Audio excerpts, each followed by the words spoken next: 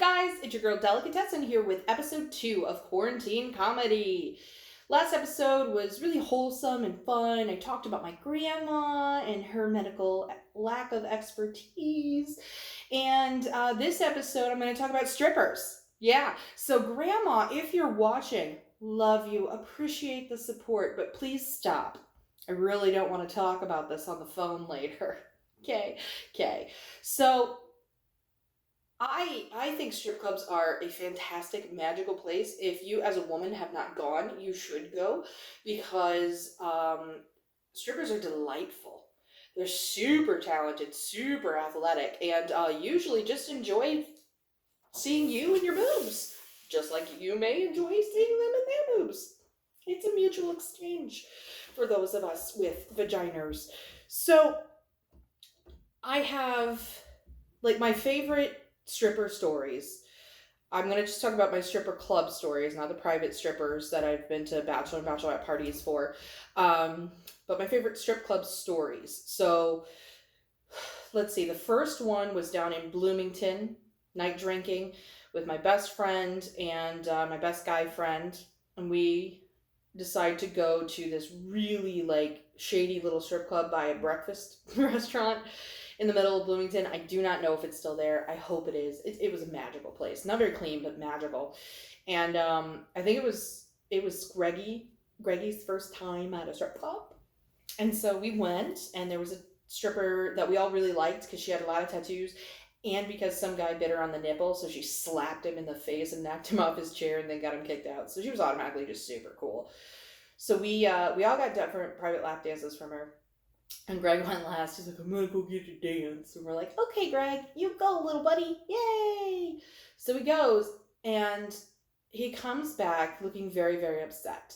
Now, an important additive to this story is earlier in the day, we had gone to the mall and gone to Old Navy, where most of Greggy's wardrobe came from at that time. And he'd gotten new plaid board shorts. They were super cool for 2011 or whenever it was. And he comes back super sad, and there was a rip in these brand new board shorts. It like 10, 12 inches from pocket to hem. And I said, Gregory, was she hiding a razor in her bikini bottoms? What happened to you? Oh, well, I had my inhaler in my pocket, and when she sat on it and rode my leg down, it ripped my pants. Greg, why did you bring your inhaler to the strip club? Well, I thought if there was a fog machine, I would need it. Okay, Greg. So Greg lost a pair of pants, not in a great way, at a strip club that night.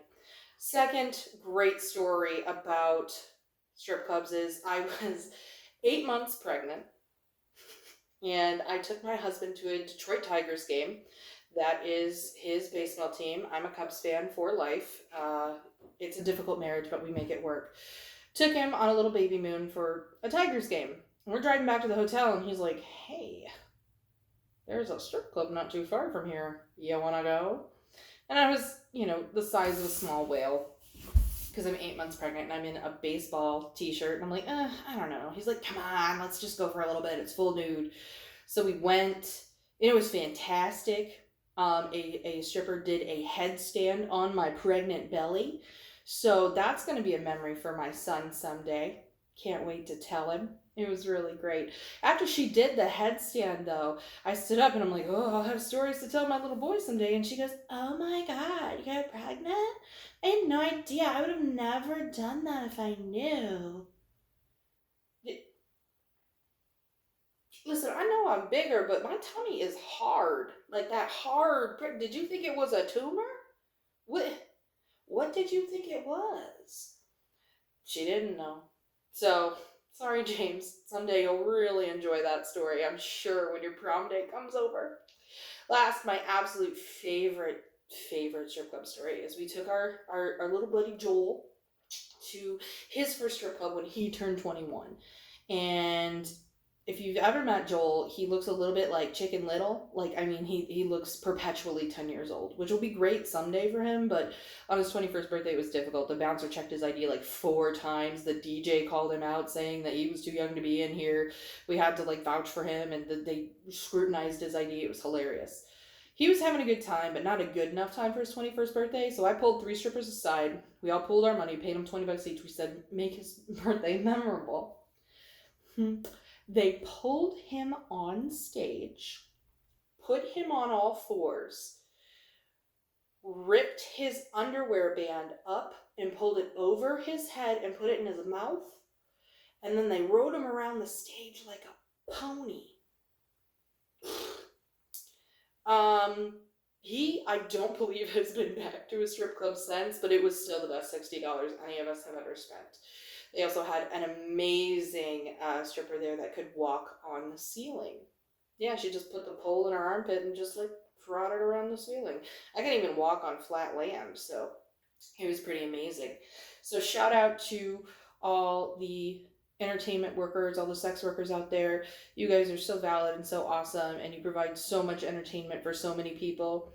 Go ahead and like, subscribe. Let me know your favorite stripper story in the comments.